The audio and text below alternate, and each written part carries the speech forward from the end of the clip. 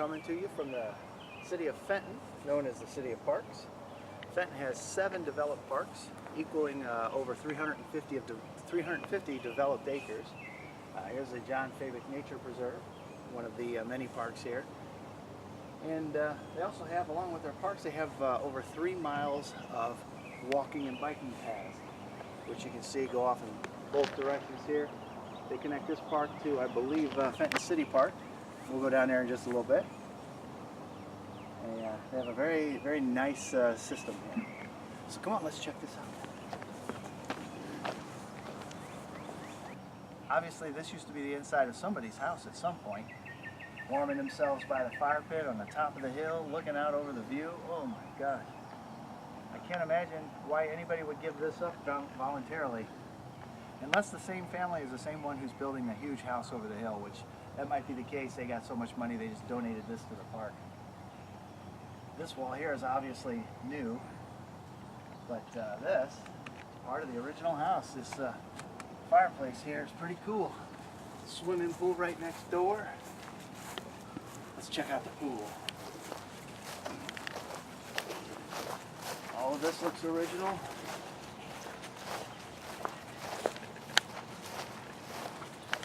Just walk out your door and walk right over to the pool.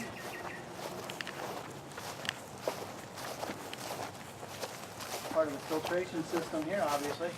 There's still a water valve down there. I wonder if we could fill up the dirt.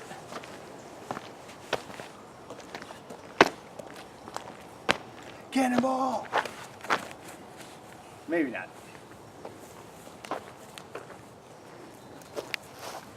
I wonder if this counts as pool hopping. A tradition in South St. Louis where you find a bunch of pools and you hop the fence, run, jump in the pool, go to the other side, jump out and run, go to the next pool. Close enough for me.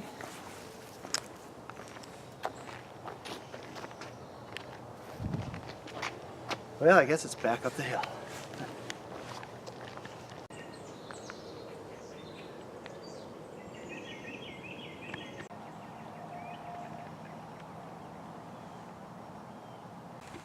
Okay, now that last park, or Wildland, whatever it was, connects directly to this Bud Wheeler. Bud Wheeler. And there's another nice little park, well developed here in Fenton. So let's go take a look.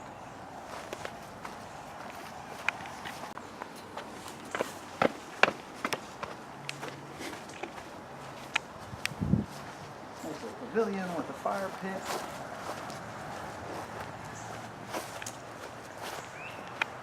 Great view of the lake.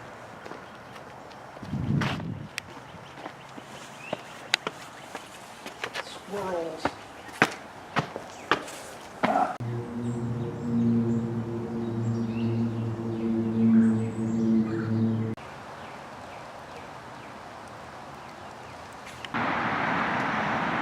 Just driving along, we came across a World War II memorial here for the people who made the supreme sacrifice for their country from Fenton.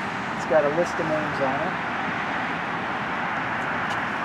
And apparently this is not brand new. This was erected in 1948 according to the monument itself.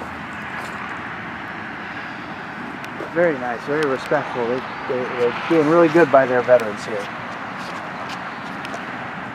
And I wonder, I don't know what these stones are for, but I will bet you they mean something. If any of you guys know what these mean, put it in the comments, because I'm real curious. I've seen things before where stones are stacked on headstones, and I'm wondering if these have some sort of reference or meaning like that. Well, let's keep going. Let's see what else we can find here. One thing I like about Fenton is I've noticed that they have very accurate signs. You see here we're standing on Water Street. And if you take a look down this way, you will see that in fact it is a water street. This is the flooding time of the year. This is part of the 3 miles of trails they have here in Fenton. But right now it's probably not the best idea to try to walk the whole thing. Got some swim fins or a wetsuit. But normally this is a neat little pavilion with a great view of the river. Park across on the other side of the river. just a little bit moist right now. When you live by the river, that's what happens. But Fenton's used to this, and this is not that big of a deal for them. They got this under control.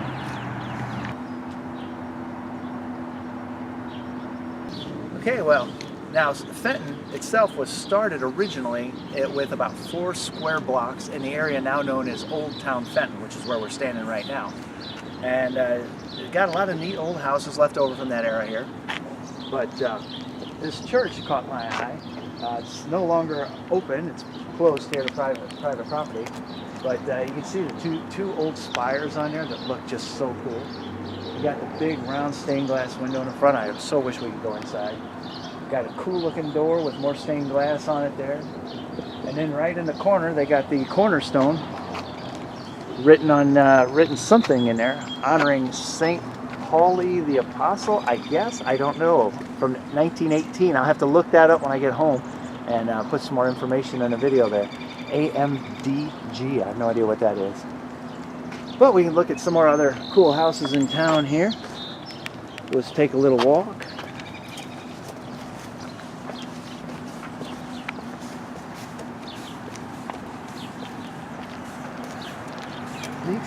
Back when these things were made, they didn't have builders coming in putting in whole tracts of houses that all look exactly the same. It's really neat because each house is representative of the owner, not necessarily representative of the builder. Shoot, who knows, in many cases maybe the owner even might have been the builder to some extent. Now they're private residents or small businesses. High enough up, the floodwater will never get this far.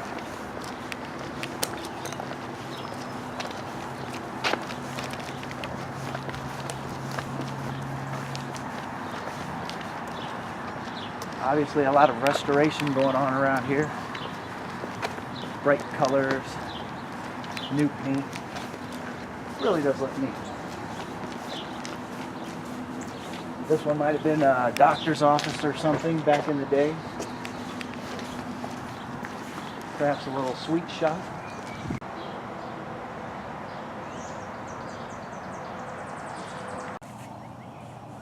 Okay, now we're in another park here in Fenton, and this park has a fallen soldiers memorial. It's very nice. According to this information right here, it says when a serviceman or woman is lost in the battlefield, it has become customary to arrange their boots, rifle, and helmet in the configuration you see before you right here. The surviving members of their squad will gather around this battlefield cross to memorialize their fallen comrades. And on the other side of the War Hero Memorial, they have another memorial, or a continued memorial, for the everyday heroes. And right here they've got a large granite ball, or globe actually, it's the earth. Normally when the water's on, the globe, even though it's made of granite, hovers on a column of water, and it's supposed to be so easy to move that even a child could push it and move it around in its space here. And then right here against the wall, they've got a memorial for the 9/11 attack day. They've got the Twin Towers, the World Trade Center Twin Towers here, and then they've also got the Pentagon.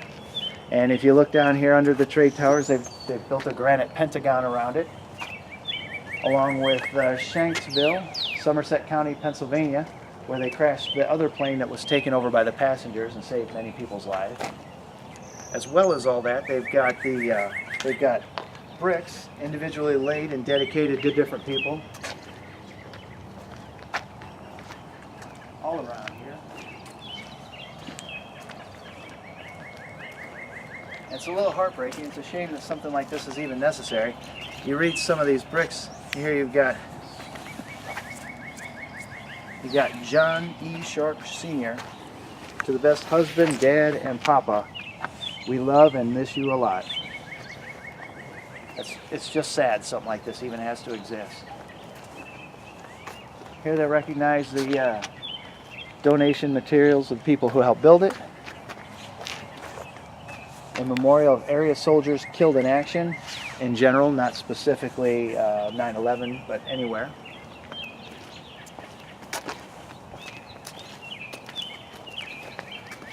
Here they've got in memory of all American veterans. All law enforcement. Here they've actually got a piece of the World Trade Center in order of firefighters and EMS, as well as the 9/11 victims and heroes.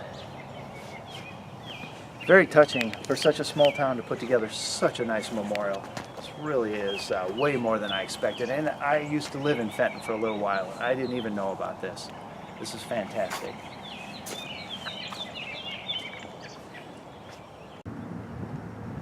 Okay, now a big part of the development of the city of Fenton was the Chrysler plants back, boy, I don't know, 30, 40 years ago. It's been a while. The Chrysler plants brought a lot of people to Fenton, which is really what made Fenton grow up so big, as big as it got, because it was a much smaller, out of the way, way out in the country kind of a place up to that point. But then, right where these empty lots are, there were 2 Chrysler plants, north and south. You had all kinds of employees, all kinds of payroll, all kinds of taxes, and obviously quite a bit of land use. 300 acres as a matter of fact. And then in 2008, Chrysler Plant South shut down, and that was making minivans. And in 2009, Chrysler Plant North shut down, which was making Dodge Ram trucks. So now they've got all these 300 acres just sitting here with nothing to do. Goes back for quite a while. In fact, that pile of dirt you see there, it goes over that hill and it goes just as far in that direction as you can see it going up to the highway and all the way in that far corner. But they say that there's a businessman who's bought this up and he's going to develop it. He's going to turn 240 acres into business places like offices, and then the other 60 acres he's going to use as retail. Interesting thing about the Chrysler plant here, though, we have a term in St. Louis that they don't have anywhere else in the world because of the Chrysler plant. Many of you may know people from Indiana are called Hoosiers. It's the Hoosier state. And it's a proud term. It's a proud term they're very proud of. Well, when the Chrysler plant was built and it's opened up for business, they needed help. They needed a lot of help, and they weren't getting it, so they advertised across the entire nation, asking people, hey, you want to come to work and earn some great money here in Fenton, Missouri, at this Chrysler plant. And it turns out there happened to be a large population of people from Indiana who were hard up for work, who came here to work.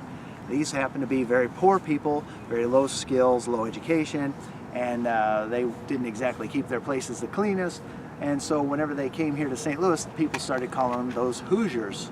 And then eventually Hoosier just became a term in St. Louis. Most people in St. Louis don't understand that Hoosier is actually a person from Indiana. They just think a Hoosier is a person who doesn't keep up very well, sort of like white trash, but not quite that bad. But in St. Louis, everybody knows the term Hoosier as a negative thing. Although, since I've been a kid growing up, and Hoosier was already well worn in by then, we more or less take it as a term of pride now. So now, you say very proudly, oh, I'm a Hoosier from South St. Louis. It's now more of a positive thing than it used to be. But that's where the term Hoosier in the St. Louis area came from. A large group of people from Indiana who came here to keep the Chrysler plant open. Okay, now we've come across the old police station here in town. And I've seen this many times, but it always made me think of a pool. It feels like this is designed as for pool. It looks like it was built in the 60s or something, maybe the early 70s or something. But it looks more like there's a swimming pool inside. Of course, I know there's not and there never was. This has always been a police station. Now I think they just use it for storage. But the old building, you can see why they abandoned this building for a new one. Besides the regular upgrades, this is starting to fall apart. Look, there's even stalactites coming down from the ceiling here. You look over here, here's a whole row of them. Stalactites coming down. And really, this whole wall has got, basically, got stalactites on it. All this white stuff. And you can see stalagmites down here on the ground, actually growing up. That is something else, man. It's usually something you only see in caves. But here you've got it at the police station in the town of Fenton. Well, I think that about wraps us up for this trip today. I hope you guys enjoyed our little adventure, and be sure to join us on the next one. Until next time, see you then.